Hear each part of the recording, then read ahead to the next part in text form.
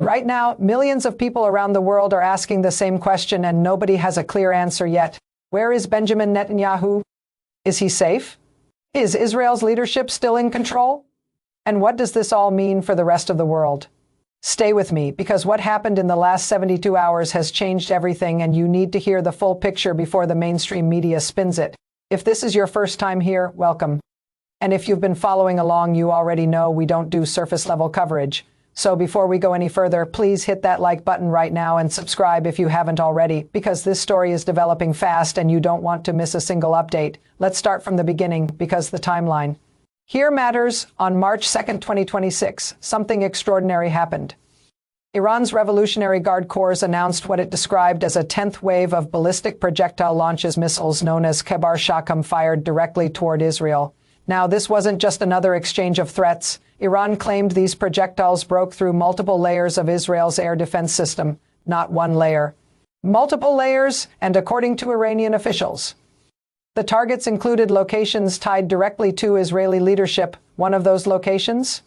The office of Prime Minister Benjamin Netanyahu. Let that sink in for a moment. Iran was claiming it had struck the office of a sitting head of government during an active conflict. That is not a minor headline.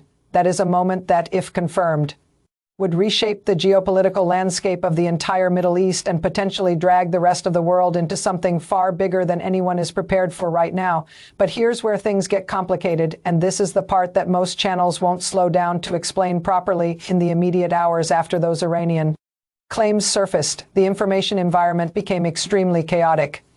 Iranian state media pushed dramatic accounts of the strikes. Social media platforms were flooded with speculation, unverified clips, and viral posts suggesting that Netanyahu's fate was unknown. People were sharing screenshots, translations, and second-hand reports, all of it moving faster than facts could travel. And in that kind of environment, the line between real reporting and information warfare gets very thin, very fast. From Israel's side, the response was measured and deliberate.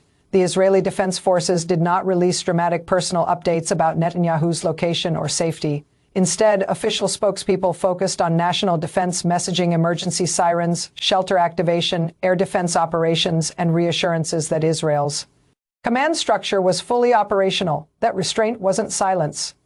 It was strategy. In any high-intensity military conflict, revealing the exact location of your head of government is a security risk no government would take. The controlled ambiguity we saw from Jerusalem was entirely consistent with wartime operational protocol. What we do know is this: in the days leading up to this escalation, Netanyahu had appeared publicly multiple times.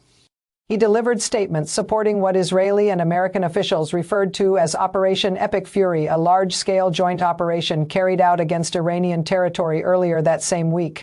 That operation reportedly targeted senior Iranian military and government-linked sites, including locations associated with Supreme Leader Ayatollah Ali Khamenei. Netanyahu, in those appearances, was direct and resolute.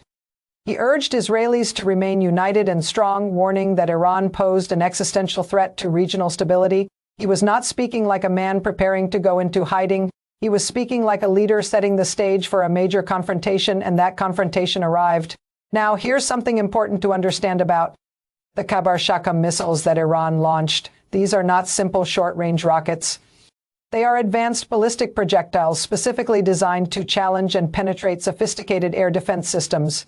Israel's defense network, which includes Iron Dome, Arrow, and David Sling systems, has long been considered one of the most effective in the world. For Iran to claim that these projectiles broke through multiple layers of that defense is an extraordinary assertion.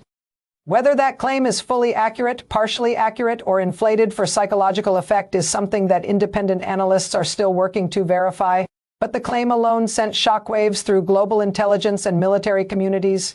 The broader context matters here too. This escalation did not happen in a vacuum. Iran's 10th wave of launches was described as a coordinated response to Operation Epic Fury, meaning the United States was already involved. This was no longer just an Israel-Iran conflict. The moment American forces participated in strikes against Iranian territory, the dynamic shifted. What started as a bilateral regional confrontation became something with global dimensions.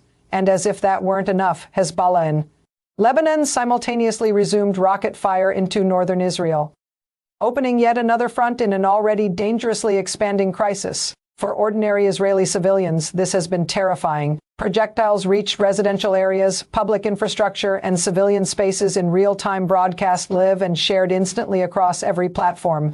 Millions of people spent hours in shelters. Emergency services were overwhelmed. The psychological toll on a population that has lived under the threat of regional conflict for decades is impossible to overstate.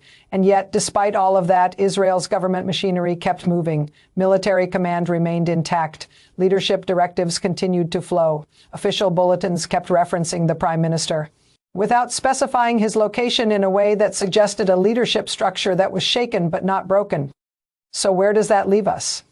Netanyahu is neither confirmed dead nor confirmed missing. Based on all credible available reporting, he appears to remain at the operational center of a country fighting through one of the most severe security crises in its modern history. The coming hours and days will determine whether this moment becomes a turning point toward de-escalation or the beginning of something far more dangerous.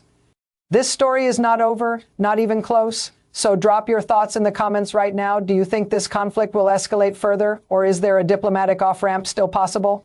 Share this video with someone who needs to understand what's really happening, and stay close, because the next update could change everything.